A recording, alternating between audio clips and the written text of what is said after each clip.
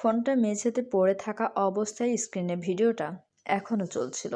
সুপ্রভাত চোখ দুটো স্থির হয়ে আছে সেখানে, ভয়ে, অবিশ্বাসে আর এক অদ্ভুত আশঙ্কায়। ভিডিওতে দেখা যাচ্ছে এস গ্রুপ অফ ইন্ডাস্ট্রির সামনে ভিড়, পুলিশের গাড়ি আর লোকজনের উৎকণ্ঠিত মুখ। কারো কণ্ঠ ভেসে আসছে, আজ সকালেই কোম্পানির ভেতরে বড় একটা দুর্ঘটনা ঘটেছে। সুপ্রভার বুক ধড়ফড় করে ওঠে। সিয়াদত নামটা অজান্তেই তার ঠোঁট ফসকে বেরিয়ে আসে। তার মাথায় আর কিছু কাজ করে না। সে তড়ি ঘড়ি করে ফোনটা তুলে নেয়, কাপা হাতে আবার ভিডিওটা চালায়। কিন্তু যতই দেখে ততই তার ভেতরের অস্থিরতা বাড়তে থাকে।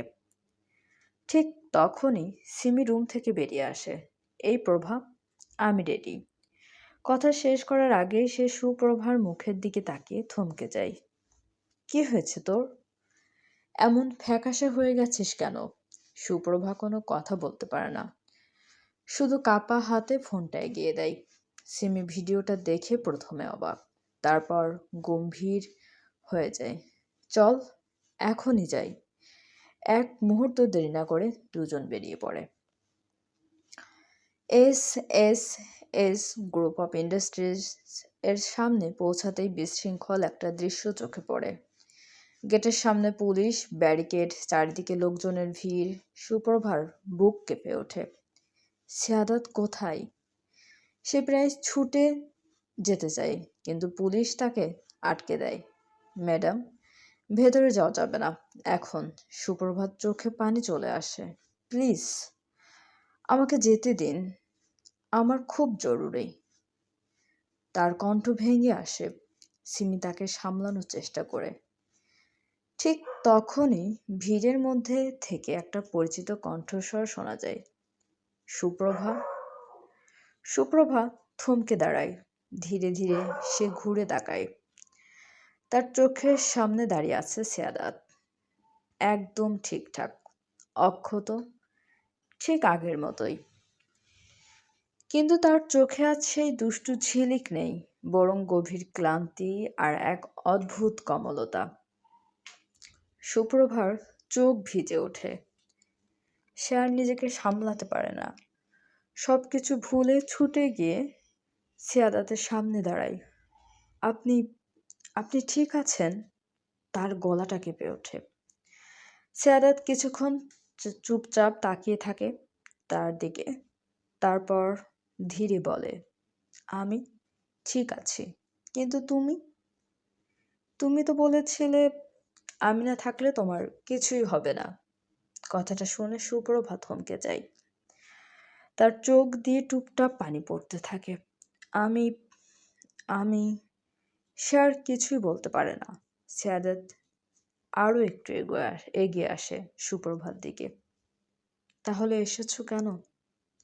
সুপ্রভা মাথা নিচু করে ফেলে। তার কণ্ঠ ভেঙে আসে। কারণ আমি কারণ আমি ভয় পেয়েছিলাম।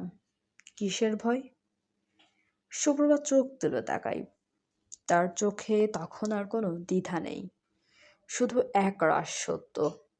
আপনাকে হারানোর ভয়। চারপাশের সব শব্দ যেন হঠাৎ থেমে যায়। সিয়াদাত স্থির হয়ে দাঁড়িয়ে থাকে। 1 সেকেন্ড, 2 সেকেন্ড, তারপর তার ঠোঁটে ধীরে ধীরে একটা হাসি ফুটে ওঠে। মানে, তোমার আমাকে চাই? সুপ্রভা লজ্জায়, আবেগে চোখ ভিজে মাথা নাড়ে। হ্যাঁ, শব্দটা খুব আস্তে বের হয়, কিন্তু তার ভেতর ছিল হাজারো অনুভূতির জোর। সিয়াদাত চোখ বন্ধ করে এক মুহূর্তের জন্য গভীর একটা নিঃশ্বাস নেয়, যেন অনেক দিনের অপেক্ষার অবসান হয়েছে। তারপর সে সুপ্রভার দিকে তাকিয়ে নরম গলায় বলে, আমি ভেবেছিলাম হয়তো আজও তুমি বলবে না। সুপ্রভা মৃদু কাঁদতে কাঁদতে বলে, আর একটু দেরি হলে হয়তো সত্যিই কিছু বলার সুযোগ থাকতো না। সিয়াদাত ভ্রু কুচকে জিজ্ঞেস করে, মানে? সুপ্রভা ফোনটা এগিয়ে দেয়। এই ভিডিওটা দেখে আমি ভেবেছিলাম। সিয়াদাত ভিডিওটা দেখে হালকা হেসে ফেলে। ওহ, এটা এটা একটা ছোটখাটো টেকনিক্যাল ইস্যু ছিল, কেউ বাড়িয়ে বলেছে। সুপ্রভা রাগ আর স্বস্তির মিশ্র অনুভূতিতে বলে, আপনি জানেন আমি কতটা ভয় পেয়েছিলাম? সাদাত একটু ঝুঁকে আসে। জানি, কারণ সেই ভয়ই তোমার মনের সত্যিটা বের করে এনেছে। সুপ্রভাত কিছু বলতে গিয়ে থেমে যায়। সাদাত ধীরে তার হাতটা নিজের হাতে তুলে নেয়। এখন বলো, আজ অফিসে আসার কারণটা কি? কি শুধু চাকরি, নাকি আমার জন্য, তোমার এই ভণ্ড প্রফেসরের জন্য? সুপ্রভাত চোখ নামিয়ে ফেলে, ঠোঁটে লাজুক হাসি দুটোই। সাদাত হেসে ওঠে। ঠিক আছে, তাহলে আজ থেকে অফিসটা শুধু কাজের জায়গা না, আমাদের গল্পের নতুন শুরু। সুপ্রভা মৃদু মাথা নাড়ে। তার বুকের ভেতরটা আজ শান্ত, কারণ সে অবশেষে বুঝেছে কিছু অনুভূতি অস্বীকার করে রাখা যায় না। দূরে কোথাও হালকা বাতাস বয়ে যায়। নতুন এক ভালোবাসার শুরু হয় নিঃশব্দে। চলবে। গল্পটি আপনাদের কেমন লাগছে অবশ্যই আমাদেরকে কমেন্ট করে জানাতে ভুলবেন না, এবং আমাদের চ্যানেলটি অবশ্যই সাবস্ক্রাইব করবেন। গল্পটি ভালো লাগলে অবশ্যই লাইক, কমেন্ট এবং শেয়ার করতে ভুলবেন না।